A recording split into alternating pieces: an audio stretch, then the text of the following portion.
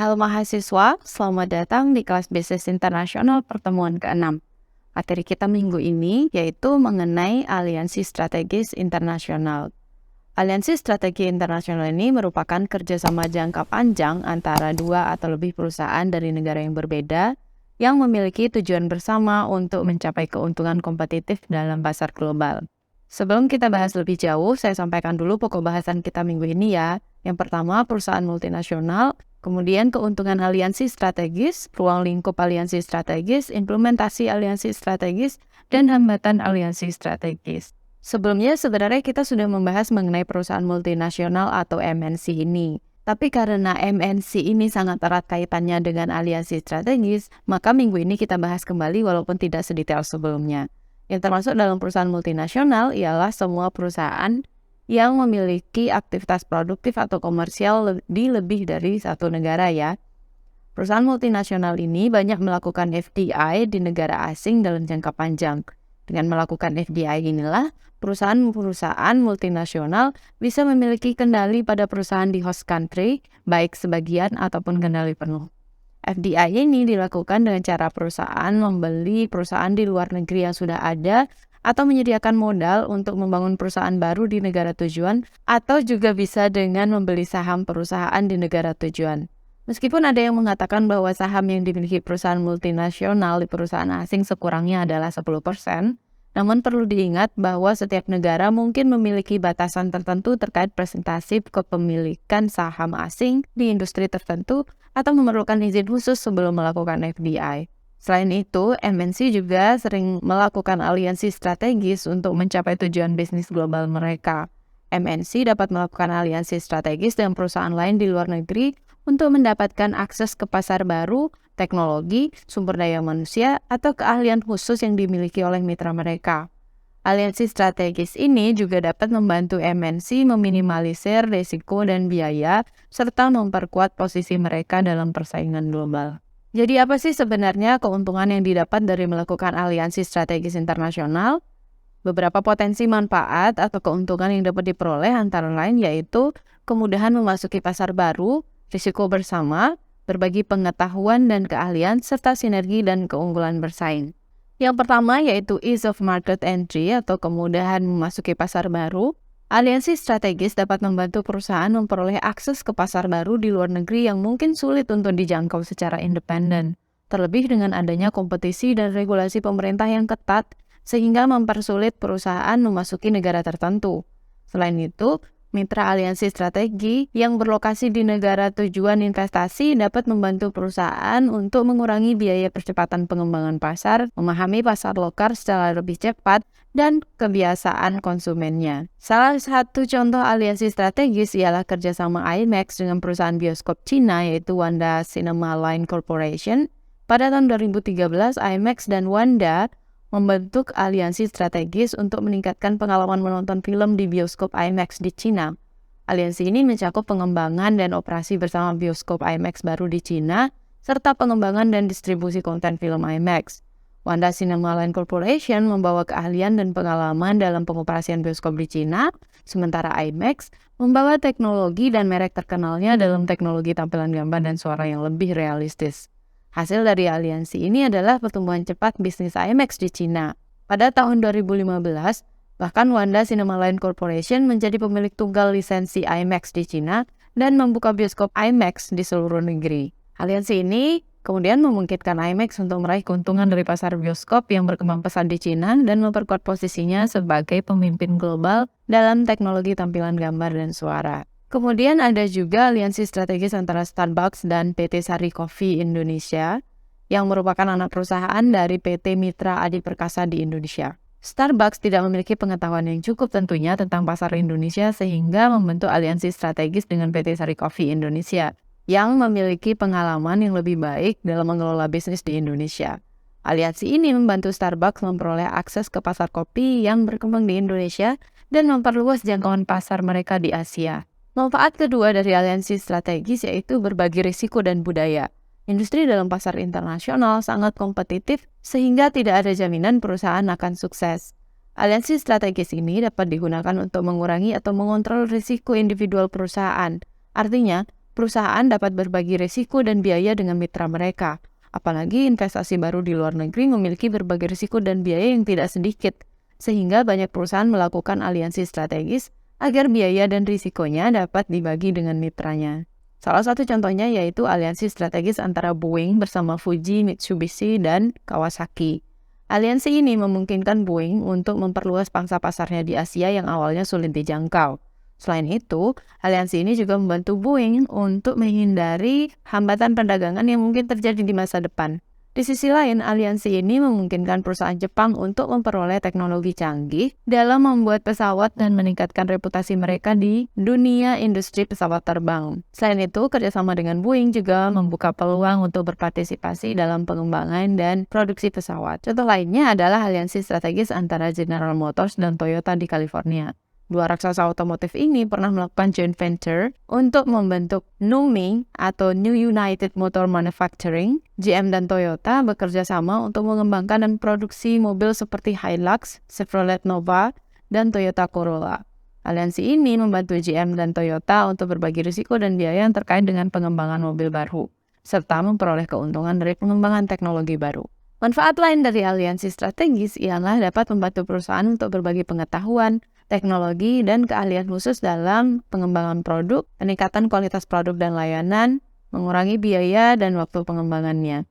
Dengan bekerja sama dengan mitra aliansi, perusahaan juga dapat memanfaatkan pengetahuan dan keahlian yang dimiliki oleh mitra untuk menghadapi regulasi setempat, mendapatkan resource yang dibutuhkan, serta mengelola bisnis yang sesuai dengan pasar lokal. Contohnya adalah aliansi strategis antara Apple dan IBM di bidang teknologi informasi. Apple dan IBM bekerja sama untuk mengembangkan aplikasi bisnis berbasis iOS. Aliansi ini membantu Apple untuk memanfaatkan keahlian dan pengetahuan bisnis yang dimiliki oleh IBM, serta meningkatkan inovasi dan pengembangan produk Apple. Kemudian, aliansi strategi juga memungkinkan perusahaan untuk bersinergi dalam meningkatkan keunggulan atau daya saingnya. Aliansi strategis dapat membantu perusahaan meningkatkan efisiensi operasional dengan berbagai sumber daya dan memanfaatkan keahlian dan keunggulan kompetitif masing-masing perusahaan, serta membantu perusahaan meningkatkan daya saing mereka dalam pasar global. Melalui kombinasi antara kemudahan masuk pasar, pembagian risiko, dan potensi pembelajaran, masing-masing perusahaan yang berkolaborasi akan dapat mencapai lebih banyak dan bersaing lebih efektif daripada jika berusaha memasuki pasar atau industri baru sendirian. Berdasarkan buku Griffin dan Puste, disebutkan bahwa contoh ini bisa dilihat pada kerjasama antara PepsiCo dengan Lipton, yaitu anak perusahaan Unilever, untuk membuat teh siap minum. Selanjutnya, apa saja ruang lingkup aliansi strategis ini? Aliansi strategis bisa dilakukan secara komprehensif atau pada level fungsional saja. Dalam aliansi komprehensif, perusahaan setuju untuk bekerja sama dalam melakukan beberapa tahap atau proses di mana barang atau jasa siap dilepas ke pasar seperti R&D, desain, produksi, manajemen rantai pasok, SDM, pemasaran, dan juga distribusinya. Karena cakupan yang luas dari aliansi tersebut, maka aliansi komprehensif biasanya berlangsung dalam jangka waktu yang lama dan perusahaan harus menetapkan prosedur yang menghubungkan area fungsional seperti keuangan, produksi, dan pemasaran agar aliansinya berhasil. Contoh aliansi komprehensif adalah antara perusahaan Walt Disney dan Pixar Animation Studios. Sementara itu, aliansi fungsional ialah jenis aliansi di mana dua atau lebih perusahaan bekerja sama dalam satu atau lebih aspek fungsional saja, seperti R&D saja, marketing, finansial, atau operasional atau produksinya saja. Aliansi fungsional ini berfokus pada bidang bisnis tertentu dan biasanya bersifat sementara dengan jangka waktu yang lebih pendek. Sekarang kita bahas proses implementasi aliansi strategis. Tahap pertama yaitu selection process atau pemilihan mitra bisnis yang tepat. Pemilihan ini didasarkan pada beberapa kriteria seperti compatibility, nature of potential partners products or service, safeness, dan learning potential. Compatibility ini ialah di mana mitra bisnis harus memiliki visi dan misi yang serupa dengan perusahaan. Tujuannya adalah untuk meminimalkan perbedaan pandangan dan memastikan kerjasama yang harmonis. Kemudian nature of a potential partners, products, and service. Produk atau layanan yang ditawarkan oleh mitra bisnis harus sesuai atau berkaitan dengan produk atau layanan perusahaan kita, sehingga perusahaan dapat memperluas produk atau layanan yang ditawarkan dengan cara yang lebih menguntungkan bagi kedua belah pihak. Selanjutnya, safeness. Mitra bisnis harus dianggap aman dan dapat diandalkan. Perusahaan harus memastikan bahwa mitra bisnis memiliki reputasi yang baik dan tidak memiliki catatan buruk dalam bisnis sebelumnya. Yang terakhir yaitu learning potential. Mitra bisnis harus memberikan nilai tambah pada perusahaan. Dalam hal ini, perusahaan harus mempertimbangkan apakah mitra bisnis dapat memberikan pengetahuan, keterampilan, atau teknologi baru yang dapat membantu perusahaan mencapai tujuan bisnisnya. Kemudian selanjutnya tahap kedua yaitu form of ownership, yaitu menentukan bentuk kepemilikan yang paling sesuai. Beberapa bentuk kepemilikan yang dapat dipilih adalah joint venture, yaitu aliansi yang dibentuk oleh 2 perusahaan atau lebih untuk menciptakan entitas bisnis baru. Entitas ini memiliki kepemilikan bersama dan manajemen bersama. Kemudian ada equity strategi aliansi. Aliansi yang melibatkan pembelian saham oleh satu perusahaan dari perusahaan lain. Pembelian saham memberikan kontrol kepemilikan atas perusahaan yang diakuisisi. Kemudian ada non-equity strategi aliansi, yaitu aliansi yang tidak melibatkan kepemilikan saham, namun hanya berupa kerjasama antar perusahaan-perusahaan dalam bidang tertentu. Bentuk kerjasama ini dapat meliputi bagian-bagian dalam rantai pasok atau pengembangan produk bersama. Selanjutnya, global strategi aliansi, yaitu aliansi yang melintasi batas negara dan wilayah. Ini memberikan akses ke pasar baru dan pengurangan biaya melalui skala ekonomi. Tahap ketiga yaitu shared management agreement atau menyepakati perjanjian manajemen bersama. Hal-hal yang perlu dipertimbangkan dalam tahap ini antara lain pembentukan tim negosiasi. Tim ini harus bertanggung jawab untuk bernegosiasi dengan mitra bisnis dalam hal kepentingan bersama. Kemudian pendefinisian kontribusi masing-masing. Kontribusi masing-masing perusahaan dalam aliansi tentu harus ditetapkan secara jelas. Hal ini meliputi bagian yang dipertanggungjawabkan, sumber daya yang disediakan, dan tanggung jawab lainnya. Kemudian selanjutnya, pasal-pasal dalam kerjasama juga harus dipastikan. Semua aspek kerjasama harus dituangkan dalam pasal-pasal yang jelas dan tegas dalam perjanjian manajemen bersama. Kemudian tahap keempat melibatkan operasionalisasi aliansi yang meliputi penegasan komitmen, di mana perusahaan harus menegaskan komitmen mereka untuk aliansi dan memastikan semua anggota tim bekerja untuk mencapai tujuan bersama. Selanjutnya, penyesuaian anggaran. Perusahaan harus menyesuaikan anggaran mereka untuk mempertimbangkan biaya dan sumber daya yang diperlukan. Selanjutnya, penegasan kinerja dan hasil. Perusahaan tentu harus menetapkan ukuran kinerja dan hasil yang akan digunakan untuk mengevaluasi apakah aliansi mereka berhasil atau tidak. Selanjutnya yaitu pemutusan aliansi. Aliansi strategis ini tentu dapat diakhiri karena berbagai alasan, seperti karena perubahan dalam tujuan atau strategi bisnis perusahaan,